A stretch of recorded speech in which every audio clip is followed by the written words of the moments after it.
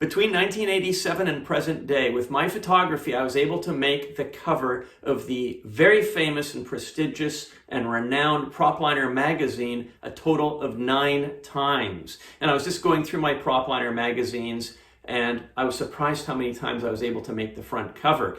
For those of you that don't know, my specialty back in the day was air-to-air photography. That's doing air-to-air, taking pictures of aircraft aloft from another airplane.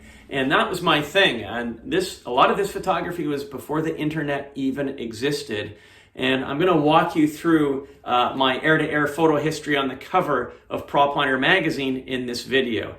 So my very first air-to-air actually was on the Wag Air DC3. And this was taken in September. This particular air-to-air session was taken in September of 1987 out of Vancouver. Wag Air was a local West Coast airline that was owned by a First Nation organization out of Bella Bella, British Columbia, and they used this DC-3 to transport cargo between Vancouver and their community. I approached the airline, this was 1987, so I was 23 years old. I approached the airline at Vancouver South Terminal Airport and I asked if they'd be interested in having their airplane photographed air-to-air. My goal was to get it on the front cover of Propliner Magazine, and they were very happy to welcome me to do that. This, again, was before the internet, before there were thousands of people on YouTube with millions of viewers, where only number of viewers counts, and just being an enthusiast was weighed outside of that environment. So that's how it was back then.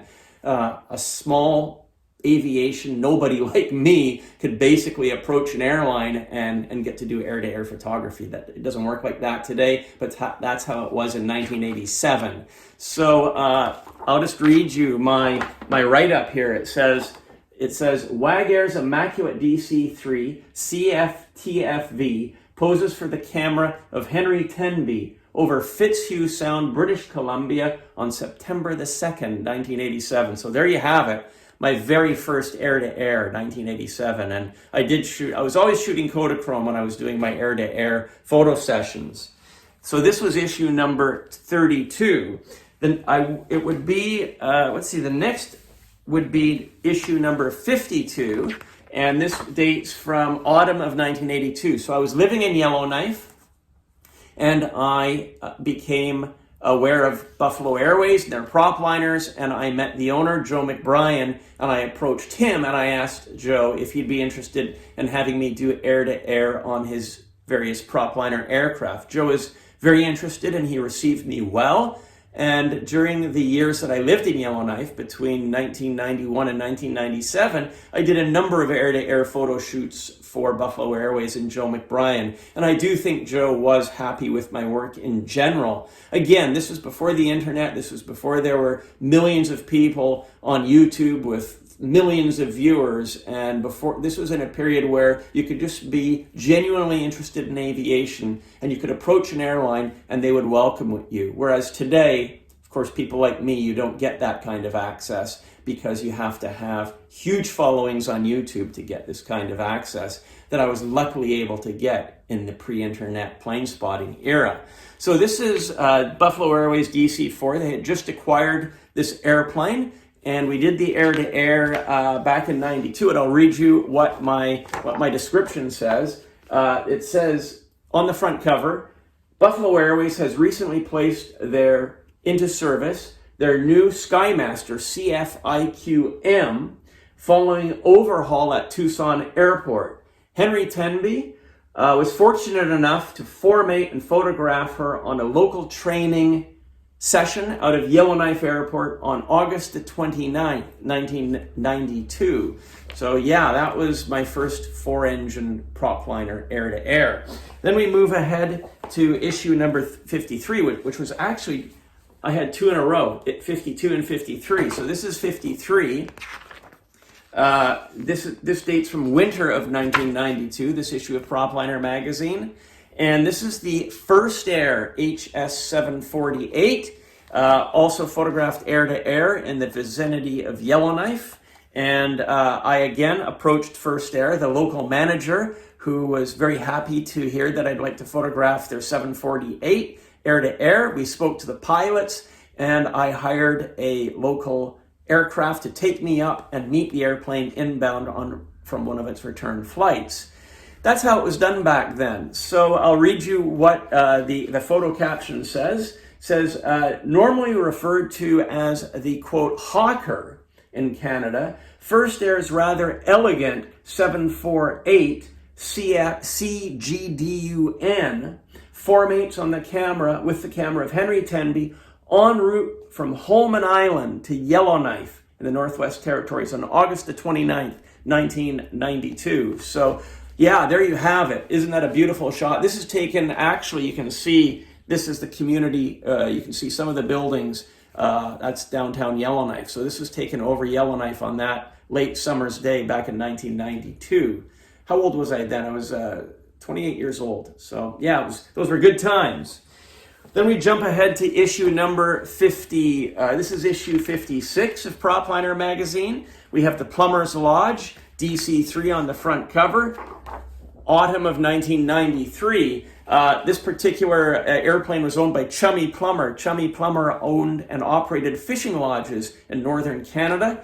I'm not sure if his heirs still operate these businesses, but at the time, these were very active, and a lot of wealthy Americans would come up and go fishing in Canada's Northwest Territories, and Chummy would fly his clients to his remote lodges using his own DC3, which is beautifully painted, as you can see here. It's absolutely gorgeous looking DC3. And I will again read you the photo caption for this air-to-air shoot that I did back in 1993. So it says, Captain Al Fornio brings the Plummer's Lodge DC3 CFDHY alongside the camera of Henry Tenby 50 miles north of Yellowknife on July the 3rd, 1993. Twice a week in the summer, the DC3 carries fishermen and supplies from Yellowknife to the lodges at Great Bear Lake that are operated by plumbers. So there you have it. That was a beautiful air-to-air that I did on the Plummer's Lodge, Chummy Plummer's DC3. Then we jump from Propliner 56 to Propliner number 61. And this is my Walston Lake Air Service Beach 18 on floats, air-to-air. And this particular issue dates from winter of 1984. And I remember it was summer of 93. On my days off when I was working for NWTR up in Yellowknife, I took some time and went down to Winnipeg. I rented a car and I drove around the lake country in southern Manitoba and southwestern Ontario, where they had these Beach 18 on floats, which really interested me. So I wanted to chase them. I drove to Walston Lake and spoke with the owner of the airline and asked if I could do my air-to-air thing. And again, I was given a very, very kind and positive reception. So I'll read you the caption here. It says here, Walston Air Service operate Beach 18 CFCUK. You don't want to mix up those letters.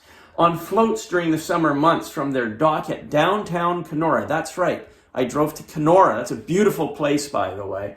From downtown Kenora. And Brent Wood is pictured flying the aircraft from Kenora to Snowshoe Lake on July the 24th, 1994. So yeah, it was summer of 94 that I did that trip. And I also photographed, I believe, I did a air-to-air on their Beaver as well on floats, but that did not make the cover of Propliner. Tony Merton Jones thought that this was the better shot, which of course it rightly deserves to be on the cover because it's quite rare to have a Beach 18 on floats. So we now jump up from 61 to issue number 63, and we have the Buffalo Airways, then brand new C-46 on the front cover of Propliner Magazine. And this particular issue dates from summer of 1985. And I remember Buffalo Airways had just acquired this aircraft, and I asked Joe if he'd like to have it photographed air-to-air. And I had a friend of mine from Yellowknife visiting with me. It was Glenn Etchells that was visiting me up in Yellowknife. And on this particular air-to-air shoot, Joe McBryan took us up in his Cessna 185 on floats. Joe was flying the Cessna 185 chase plane when we did this air-to-air photo shoot. It was just, as you can see, it was a beautiful late afternoon or early evening that we did this shoot. The sun was nice and low, and Joe took us in nice and close, and we got crisp Kodachrome slides of the Buffalo Airways C-46. I only wish that I was doing more video back then. I was doing video, but just not as much as I normally do today. So I will read you the caption. This is CGTPO. That's the registration of the C-46. And the caption reads, Joe McBryan at your service.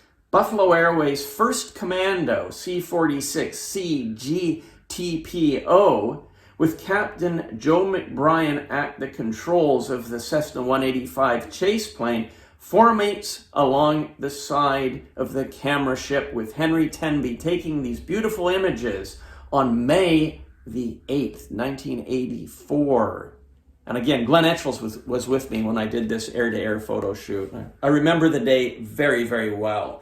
So 84, 94, 04, 14, 1994 to 04, so we're talking, it's all coming up on 30 years ago that we did this air-to-air photo shoot. Then I jump up to, from Propliner 63 up to Propliner 68, not an air-to-air, but I did actually do air-to-air on this airplane, but Tony Merton Jones did put my Linden Electra photo taken at Anchorage on the front cover of the Propliner of this particular issue. Now, I'll read you the caption. Actually, so this dates from autumn of 1996 and summer of 1996. I did a trip up to Anchorage with my good friend Ron Kosis from Coventry, and we spent about a week chasing aircraft and flying on airliners and doing wonderful photography. I did a little bit of video, and we also were hosted with fantastic hospitality by Dick Reeve, owner of Reeve Airways. But this particular picture made the front cover. I'll read you the caption from Propliner. It says, a delightful shot of one of Linden Air Cargo's 3 Lockheed Electras landing on runway 14 at Anchorage International during the mid-afternoon of August the 1st, 1996. Now, if it's not the front cover, but actually, this is my air-to-air photo shoot as well. It's the Reeve Lockheed Electra. During that same trip up to Anchorage, we did air-to-air on the Reeve Lockheed Electra with passengers on board, actually. And that was very, very interesting. One of the Reeve pilots owned a twin-engine aircraft, and he took us up in his aircraft, and it was organized, of course, with the pilot of the passenger-carrying Electra here. So it was all arranged through the company, and we were able to do this amazing air-to-air photo shoot. And I will read you the caption. It says, Revolution's long-serving L-188 PF Lockheed Electra N9744 Charlie on August the 3rd, 10 minutes after departure from runway 32 at Anchorage, operating Revolution Flight 181, service to Bethel under the command of Captain John Spencer, assisted by First Officer John Bergstead and Flight Engineer Gary Walters. So there you go. We met the entire flight crew. We had a full pre-flight briefing with them and our pilot before we did this formation. So that was something very special for me as well. Very memorable trip. My summer of August 1996 trip up to Anchorage with Ron Kosis. We had a fabulous time. So now we jump from issue number 68 up to issue number 93 of Propliner. And once again, we've got the Beech 18 on floats. I have a very fond liking for the Beech 18 on floats. You can only find them here in Canada today, and they're something that I was really interested in chasing during my years as an air-to-air photographer. So this particular issue dates from winter of 2002, so 21 years ago, and I photographed, this is the Vancouver Island Air Beech 18 on floats. And the caption reads, Vancouver Island Air was the subject of a feature by Chris Buckley in issue 92 entitled Seagoing Twin Beaches. Here, their Beach 18 CFCSN, serial number CA-16, is pictured flying in the vicinity of her Campbell River base in Vancouver Island Air's new striking livery on August the 10th of 2002 by Henry Tenby. So there we go. That was also a very, very fun and great trip that I had up to Campbell River. I believe Stefano Pagiola accompanied me on this trip as well. And we did the air-to-air photo shoot from a Beaver with the door removed. And we were strapped in, and we were just basically shooting through the open space where the door would normally be. On the Beaver, you can actually remove the pins and remove the doors, and you can just fly with the door off, and that's what we did for this air-to-air photo shoot. So again, we were safely strapped in, but we were hanging with our cameras, through the open area there to do this air-to-air photo shoot.